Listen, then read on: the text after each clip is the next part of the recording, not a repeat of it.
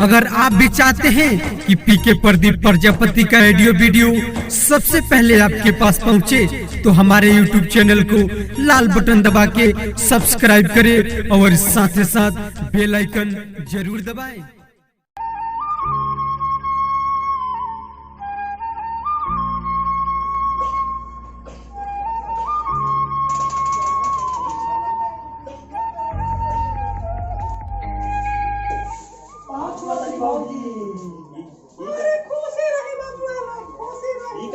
चाउर फटका था लुका बहुत तेज भूख रहा तनी खाना लावता। खाना चाहिए? हां रउआ लोग के खाना चाहिए।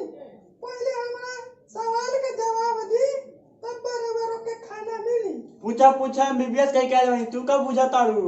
अरे हां एमबीबीएस कहले बानी। हां तो पूछ लोग कितना एमबीबीएस कोई के बैठल बा, रउआ बार एमबीबीएस कहले बानी। हमर सवाल का जवाब तो पहले दी। पूछ तब न दी। अच्छा तनी है सवाल सुनी।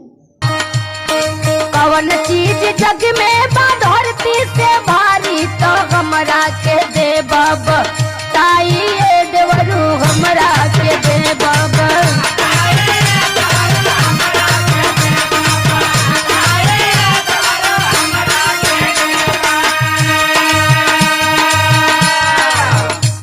मास्टर आई मनतरी बहुत बड़का सवाल कर देली। तू बड़का पढ़वैया भइल बड़ा। हाँ हम एमबीबीएस करते हैं। हाँ तो बतावा। हाँ सुना तेरे सवाल का जवाब आता तनी। अरे बतावा बतावा। ई तो हम गदहिया गोल में पढ़त नहीं तहिए के जानत है। हाँ,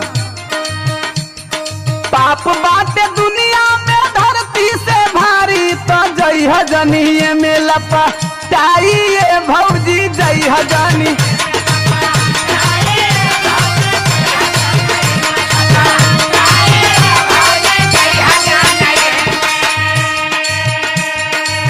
हाँ हो तनी तनी चल हाँक लगा कर चना के तनी एगो और सुना।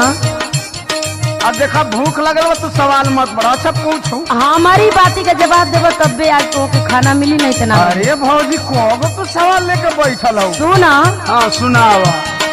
पानी से पातर का जग के मझारी, तो बटला से नहीं वो राई देवरू बटला से नहीं।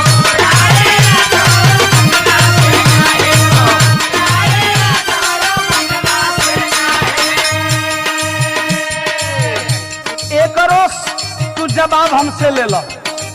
दे दो। बुद्धि ज्ञान बट पानी से पातर ना लगी से सागर था हाई ये भौजी लगी से।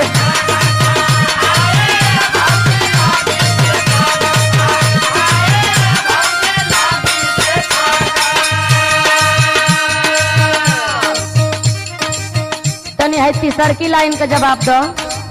हाँ कहा भूख लगल बा पेट में चूहा कूदता तो हर अरे तू के तो खैले से तन को फुर्सते ना। हाँ तो से सवाल से फुर्सत नहीं थे। सुना। हाँ सुनावा। कौनी करी खवा का दाग नहीं छूटे, तो जग बीचे होला साई देवरू जग बीचे होला।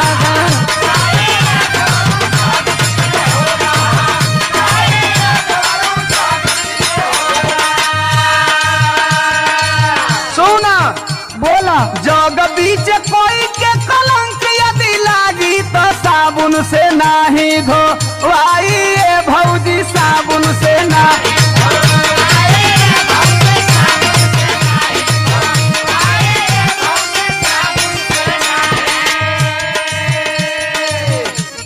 हाँ हो तोरे लगे तो हर बात के जवाब बा। यही तरह एमबीबीएस थोड़ी करत है हम।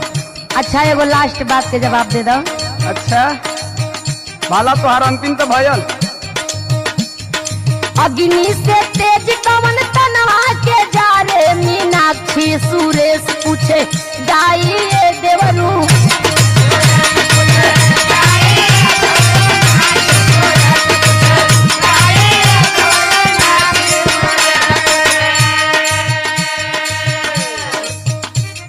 अंतिम सवाल का जवाब सुन लो तो हम जान देव कि हाँ तो तहार देवर कितना तेजू खावा। बता दो। हाँ तो सुन लो। अग्नि से तेज जो बालक बधवा कहोला तो सुनील दीवाना समझाइए भौजी हमरा के दे बाबा